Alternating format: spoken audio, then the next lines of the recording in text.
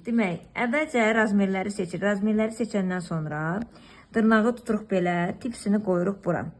Tipsini qoyduğumuz zaman bunun sağının solunun örtülməyə bizim üçün vacibdir.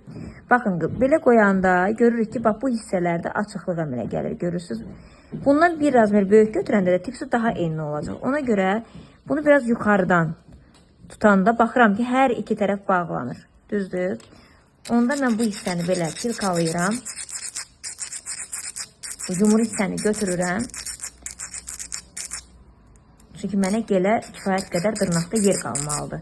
Tamamilə tipsini dırnağın üzərinə yapışdırmaq olmaz.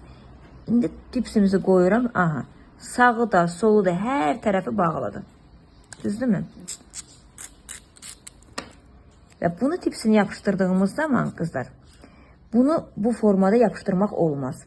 Tipsini belə tuturuq, ələ baxırıq, ələ özümüzə uyğun olaraq düzəldirik. Daha sonra yapıştırdığımız zaman bu formada tuturuq və yan hissələri, sağ və sol hissələri dırnağımızdan, əlimizdən çəkirik. Tipsini qoyub bu formada buna baxırıq, əyriliyinə, düzlüyünə. Əgər mən bunu bu formada tutub belə yapışdırsam, onun əyriliyini, düzlüyünü görə bilməyəcəm. Yəni, bilməyəcəm, sağa tərəf qoymuşam, sola tərəf qoymuşam və ola bilər ki, qoya bilərəm belə, qaldırıram ki, dırnaq bu yana gedir.